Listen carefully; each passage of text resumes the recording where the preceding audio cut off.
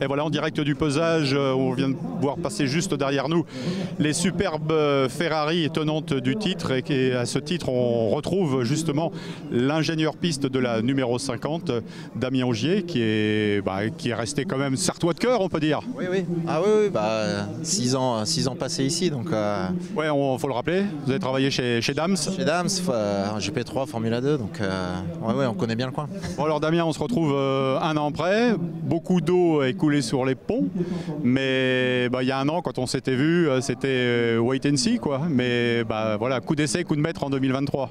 Ouais, exactement. Je pense que l'année dernière, on est arrivé avec plus de doutes que de certitudes. Personne ne savait vraiment où on allait se situer. On a bien délivré, je dirais. Et tout le monde était réellement satisfait de l'exploit qui s'est produit dès la première année. C'était quelque chose de vraiment particulier pour nous, surtout étant donné que c'était la 100e édition et qu'on a pu garder la coupe à l'usine. Ça a rendu la chose encore plus spéciale. Cette année, les cartes sont un peu redistribuées, je dirais. Parce que c'est plus dur, parce qu'il y a plus de candidats à la victoire?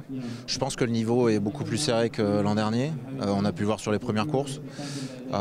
Certains concurrents ont fait des gros steps pendant l'hiver.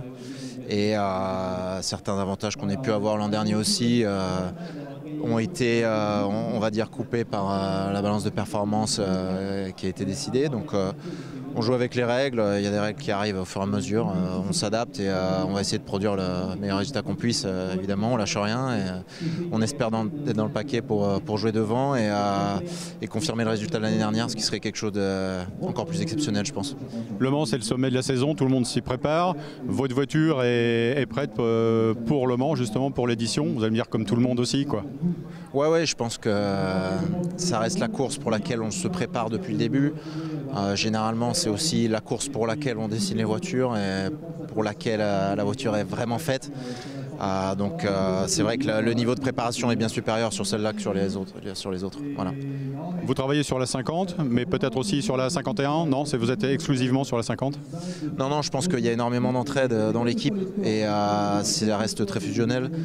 Honnêtement, comme je viens de dire, voilà, beaucoup d'entraide, on échange tout et on travaille ensemble. Donc en réalité, on travaille sur une voiture au moment où les voitures roulent, mais le reste du temps, on travaille sur les deux voitures, c'est un travail d'équipe. Donc on essaye vraiment d'avoir les deux au même niveau et de performer le plus qu'on peut. Est-ce qu'on peut dire que la victoire de l'an passé a créé une effervescence supplémentaire?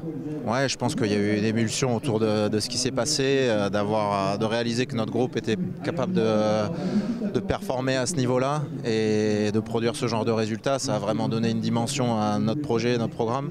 Donc il y a encore plus de monde qui a adhéré. Cette année, on a une 3e voiture qui est arrivée, on continue de grandir, on continue de grossir. Et ça nous rend de plus en plus prêts et puissants, je dirais. Donc c'est la partie intéressante de continuer à développer ce programme. On lâche rien. Super, merci Damien. Merci.